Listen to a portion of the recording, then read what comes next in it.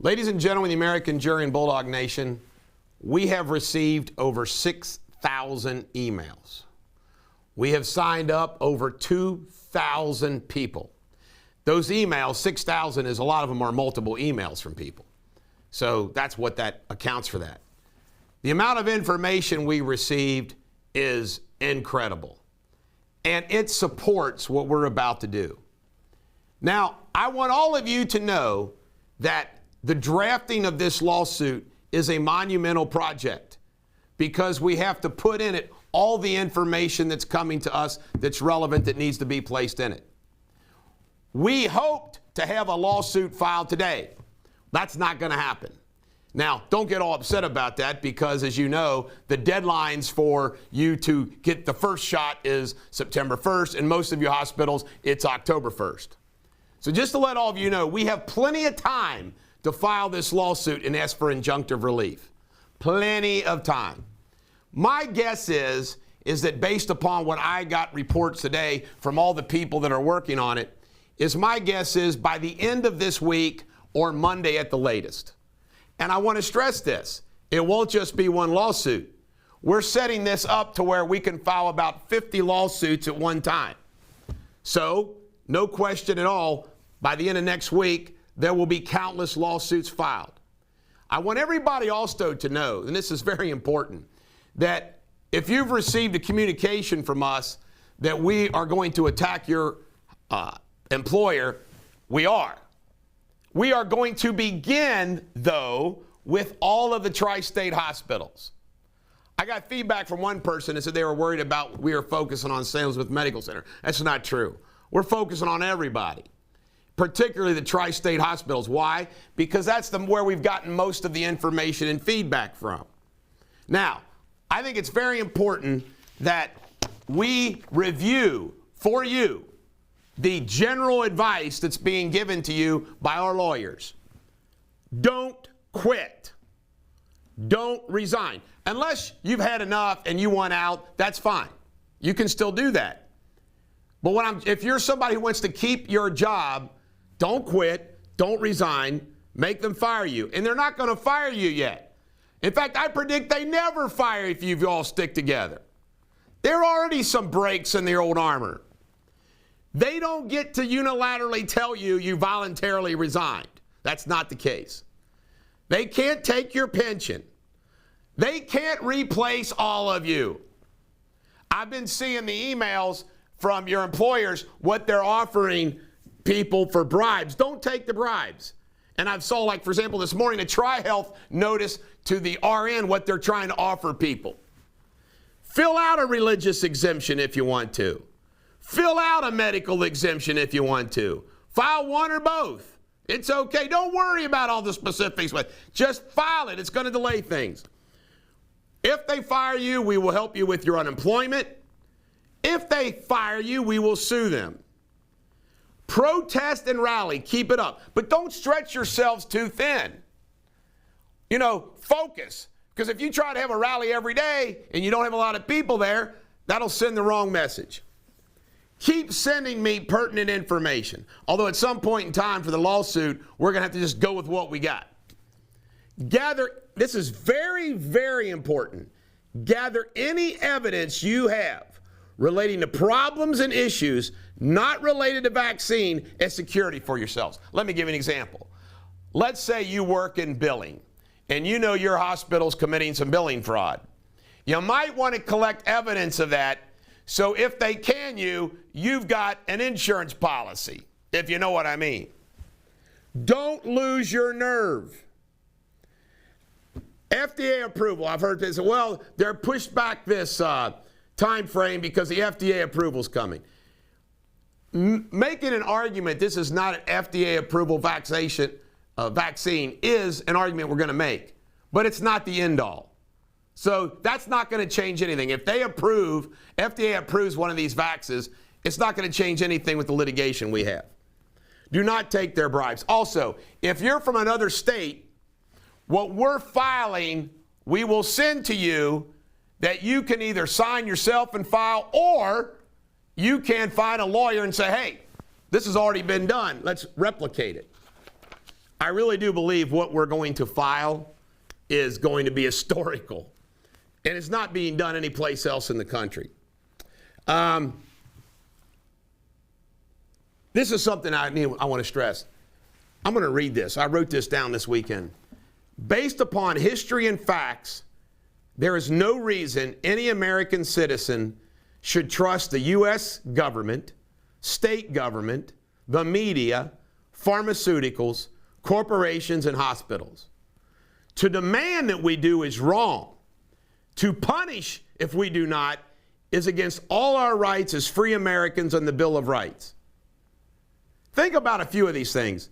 For a healthy American adult who contracts COVID-19, the risk of death is minuscule and less than dying countless other ways. For an American who contracts COVID-19, you receive some immunity, if not all immunity. There are risks of taking any of the vaccines being pushed. Healthcare workers worked in the nation's hospitals with masks and other testing and protection before any vaccine was produced. They did it for over a freaking year and there was no problem.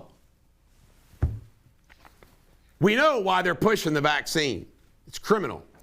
There are countless reasons why an American healthcare worker would not want to take a vaccine, from the risks to their own health issues and concerns. This is the outline of what we're putting together for the lawsuit, which I'm not going to share. But the lawsuit's going to have 18 different sections. Sometimes when you're scared, you need some perspective and context. The one that I always use for myself is, so every day somebody gets diagnosed with cancer, and I hope nobody in you or your family does today. But if you're not somebody that's been diagnosed with cancer, nobody in your family, just think about that. It could be worse. The things that could befall you is worse than this vaccination. Stay tough. Some of the fraud involved. Coding as COVID, no matter what. Lying about COVID numbers. Increasing COVID results. They're now going to start testing anybody who's even asymptomatic. Ever since I started talking about how few people in these hospitals got COVID, they're now going to try to increase their COVID numbers. Fraud. Manipulation, the information to induce you to do something. Lying about the vaccine issues. Lying about the breakthrough issues. It's truly amazing. How about this? Why check temperatures, then stop checking temperatures? Why test if no symptoms? You're an essential employee. There's a shortage, but now they're going to fire you? You can collapse these hospitals, and it's on them. Can you imagine the risk management nightmare that they have for their shortage? In other words, there's going to be more medical malpractice issues if they do to you what they're threatening to do. I thought about this relative to masks and kids and everything else. I've been going out to restaurants, no masks. Why are they making kids wear masks in schools? Adults are more susceptible to kids. And by the way, on the mask issue, it's already being fought out by attorney generals. How about this? The government, the media, and corporate America has an incredible track record of lying to you. And now they're pissed off that you're not just following them. Pretty crazy, isn't it? It's almost like a form of slavery. Now, I want to cover some protests, some events, and some other information. This is interesting. Admitting any patient to test positive, even with the slightest of symptoms, just to raise surge statistics is comical. See, now they want everybody that gets COVID, they want to put them in the hospital. Even they don't need hospital treatment. Incredible. Somebody told me when I had COVID in December and had to be hospitalized, my insurance actually denied the hospital charges with the excuse I could have been on outpatient. Here's somebody I know that sent me a message.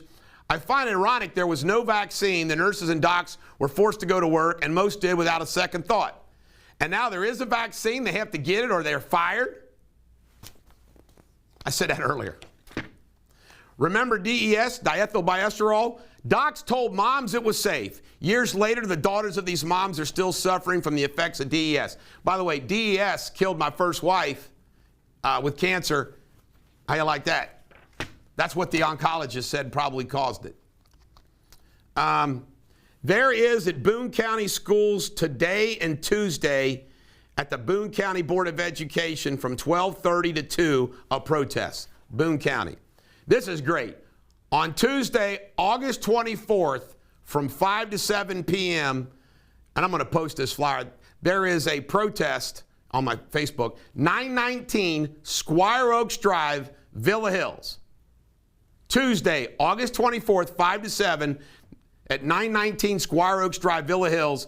That is Garen Colvin's house, CEO of St. E's. This is somebody from Children's Hospital. I heard we were 13 under tonight in the emergency department at Children's Hospital. They are shutting down half the department tonight and only having 22 to 41 open. And I keep getting information like that.